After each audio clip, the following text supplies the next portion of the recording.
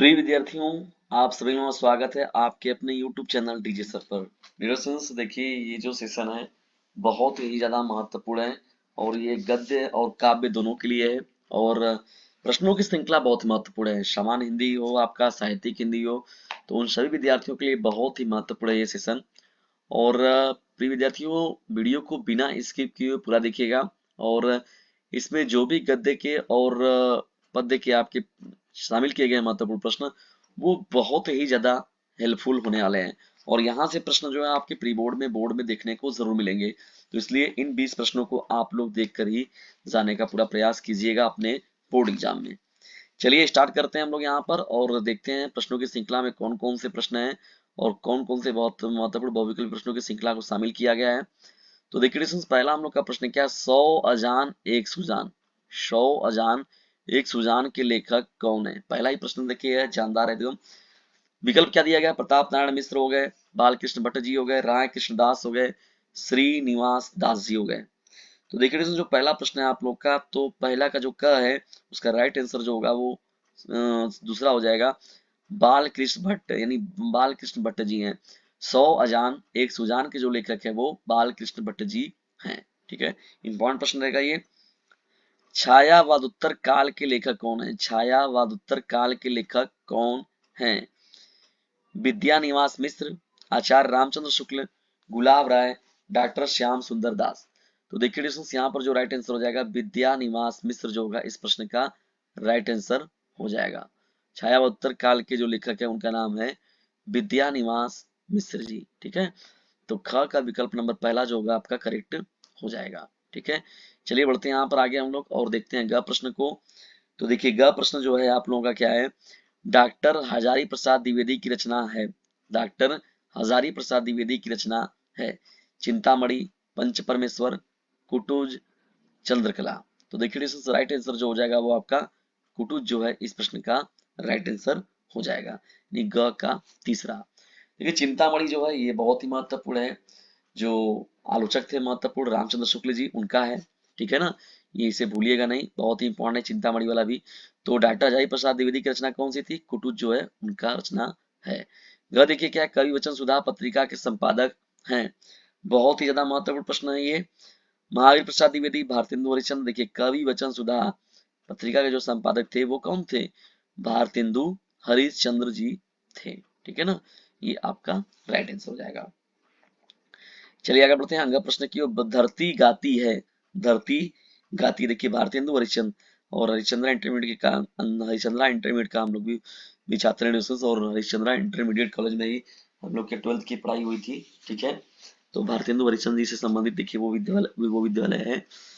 निज भाषा उन्नति उन्नति को मूल ना, बीज निज भाषा ज्ञान के मेरे को सील ना, ये भी है। देखिए बढ़िया महत्वपूर्ण बात था कि रात्रि भी बढ़ रही है आप लोगों का। देखिए यहाँ पर सम्मुख जो आपके समय है वो 10:30 बजने वाला है, लेकिन आप देखिए 7 जनवरी का ये समय है। 7 जनवरी रात्रि के क्या हो रहे हैं? 10:30 बज रहे हैं, लेकिन आप लोगों के लिए कंटेंट बन रहे हैं। तो लिसुन जितनी जितने दृढ़ता के साथ आपके लिए कंटेंट तैयार किए जा रहे हैं, उतनी दृढ़ता के साथ आप लोग भी अपनी स्टडी कीजिए और इसे अपने क्लासमेट पर शेयर जरूर कीजिए। धरती गाती है कि लेखक कौन है? तो देखिए डिस्टेंस राहुल सांकृत्यायन, देवेंद्र सत्यार्थी। देखिए देवेंद्र सत्यार्थी जो होगा इस प्रश्न का राइट आंसर हो जाएगा। देवेंद्र सत्यार्थी जो है वो धरती गाती है के लेखक हैं। ठीक है, तो ये आपका राइट आंसर हो जाएगा। दूसरे प्रश्न की ओर बढ़ते हैं। देखिए यहाँ पर हम लोग, अब गद्य की बात हो गई तो अब पद्य की बात होती है। यहाँ से पद्यांश का, निम्नलिखित में से कौन मैथिली शरण गुप्त की एक अनुदित रचना है? निम्नलिखित में से कौन मैथिली शरण गुप्त की एक अनुदित रचना है? मेघनाथ वध, यशोधरा, प्रदक्षिणा, सिद्धराज। तो देखिए पहला ही ऑप्शन जो होगा आपका करेक्ट हो जाएगा, मेघनाथ वध। मेघनाथ वध जो एडिशंस वो अनुदित रचना के रूप में रखा जाता है। तो क का पहला ऑप्शन करेक्ट हो जाएगा। ठीक है, ख प्रश्न की ओर बढ़ते हैं। देखिए ख प्रश्न हम लोग का क्या है? छायावादोत्तर काल के कवि हैं। छायावादोत्तर काल के कवि कौन है? जगन्नाथ दास रत्नाकर जी, सूर्यकांत त्रिपाठी निराला जी, सचिदानंद हीरानंद वात्स्यायन अज्ञे जी हो गए आपके, और चौथा जो है मैथिली शरण गुप्त जी। तो देखिए इसमें छायावोत्तर काल के कवि जो है वो है सचिदानंद हीरानंद वात्स्यायन, जिन्हें हम लोग अज्ञेय के नाम से भी जानते हैं। ठीक है, ग प्रश्न क्यों बढ़ते हैं? देखिए ग हम लोग का प्रश्न क्या है, निम्नलिखित में से कौन में से हरिऔध की रचना नहीं है? निम्नलिखित में से कौन में से हरिऔध की रचना नहीं है? तो ग प्रश्न का देखिए कौन सा ऑप्शन होगा, चुबते, चौपदे, रस कलश, वैदेही वनवास, अनध।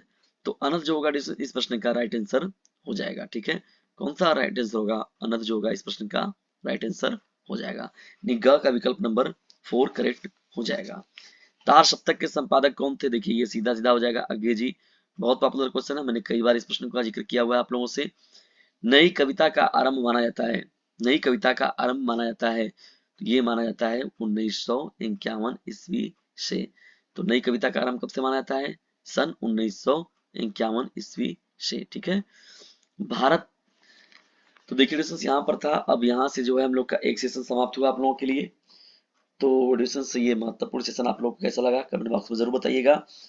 ठीक है, और इसे खुद भी लाभ उठाते रहिए इसका, और दूसरों को भी इससे लाभान्वित जरूर कीजिए अपने इस महत्वपूर्ण सेशन से, जिसका नाम है डीजे सर। ऑडिशंस देखिए हिंदी का 20 महत्वपूर्ण बहुविकल्पी प्रश्नों की श्रृंखला में जो है 5 आप लोगों को गद्य के और 5 जो है आपको पद्य की बातें की गई। अब फिर से हम लोग बढ़ते हैं यहाँ पर गद्य की ओर, फिर उसके बाद फिर पद्य की बात होगी, तो 20 टोटल प्रश्न हो जाएंगे।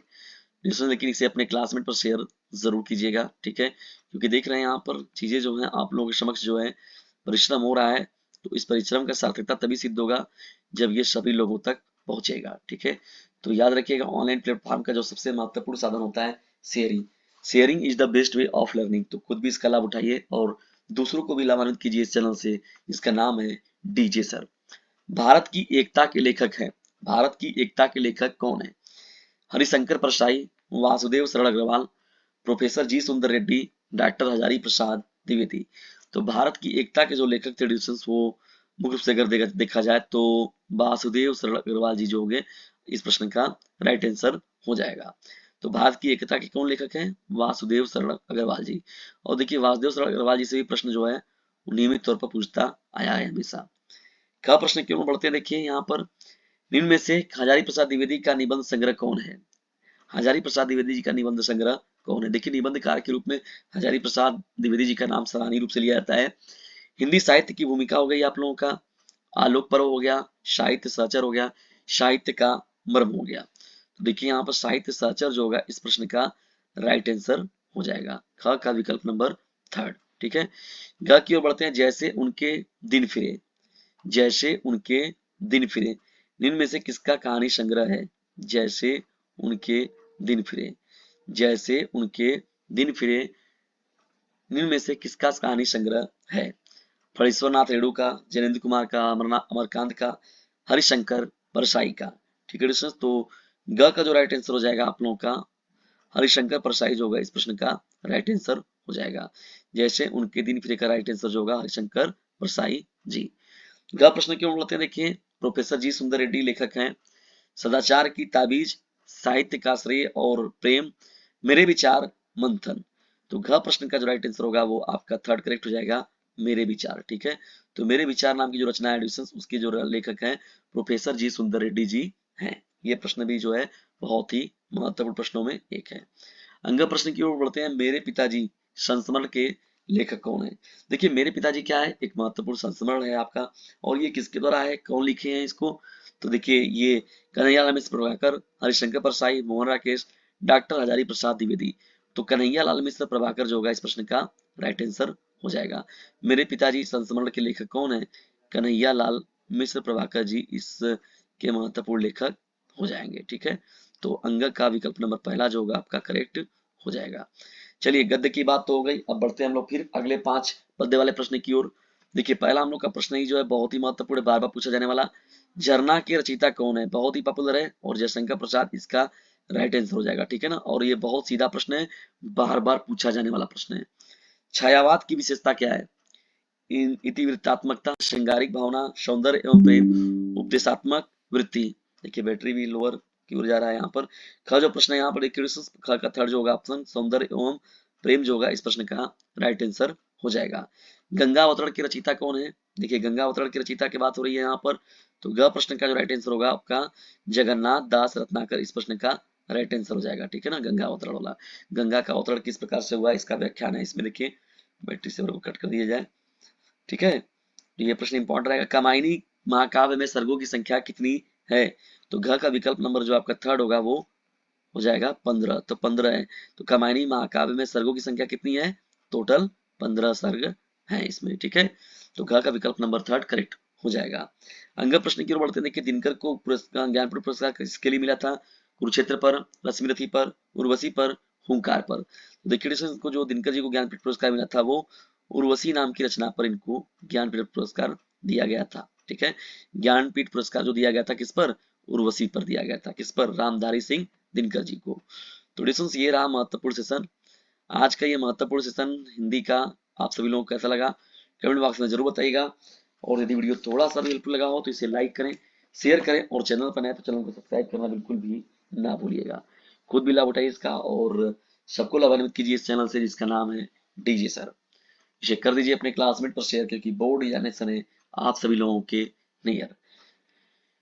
वीडियो को अंत तक देखने के लिए आप सभी लोगों का हृदय गहराइयों से विनम्रतापूर्वक धन्यवाद। लेकिन एक काम जरूर कीजिएगा, इसे शेयर जरूर कीजिएगा।